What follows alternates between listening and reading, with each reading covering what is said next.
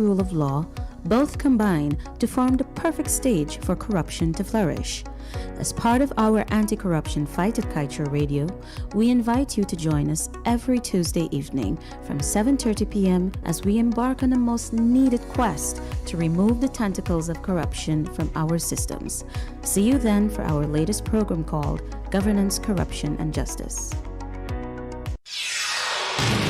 This is the news on top of the hour. Live from our studio in Georgetown. Kaieteur Radio, 99.1 FM.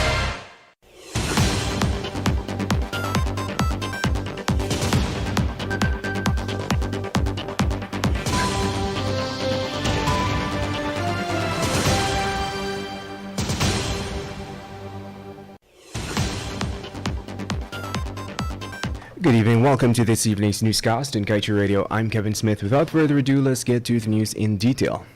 Nigeria, the largest oil producer in Africa, is now at the feet of oil companies begging for their mercy.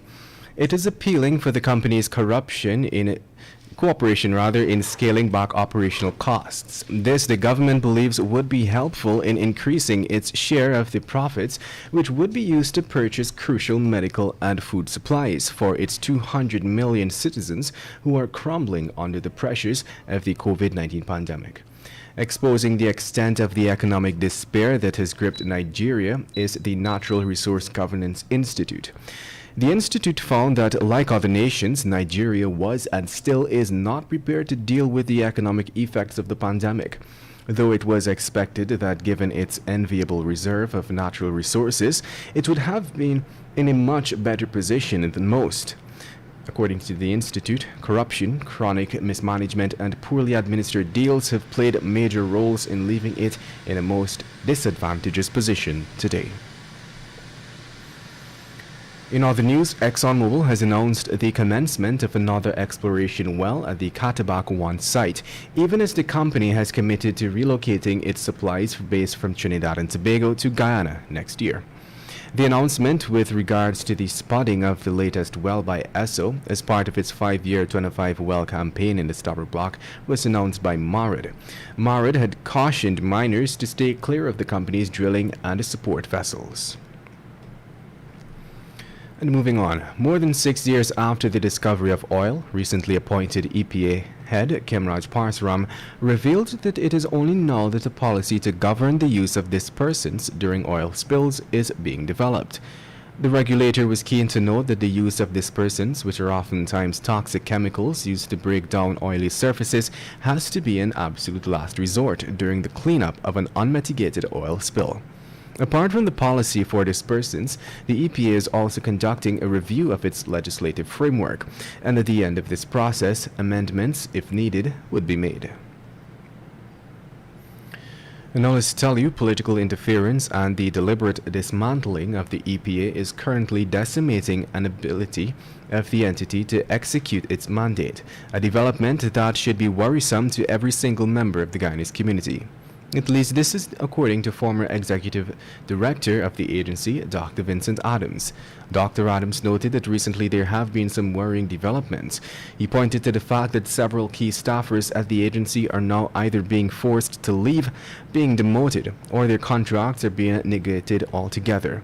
Dr. Adams cited as an example a lawyer that he employed was forced to leave the agency.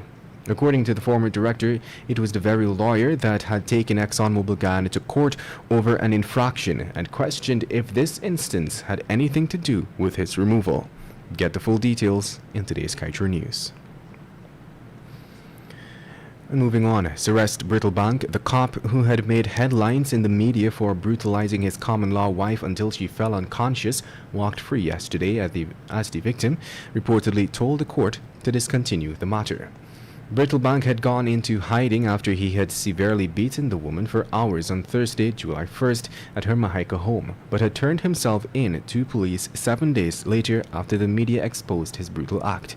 He was remanded to prison for the offense on July 12th.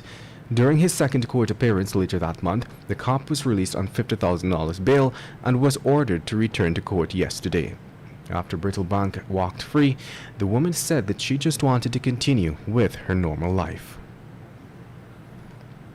And to wrap things up this evening, let's tell you that what was supposed to be a journey home from a Heritage Month celebration ended tragically for 26-year-old Mark Wells of Kamaka, Region 1, after he was killed in a vehicular accident on Sunday night.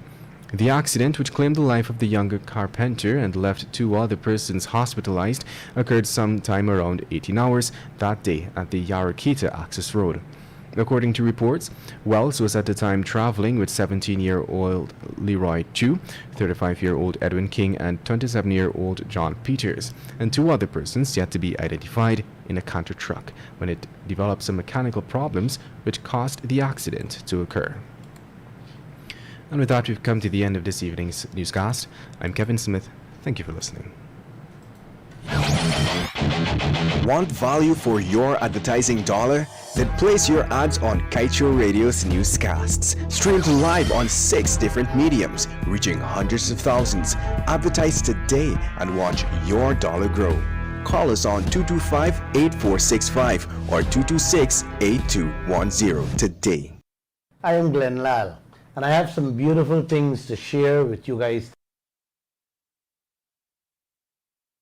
Guyana, brothers and sisters, ExxonMobil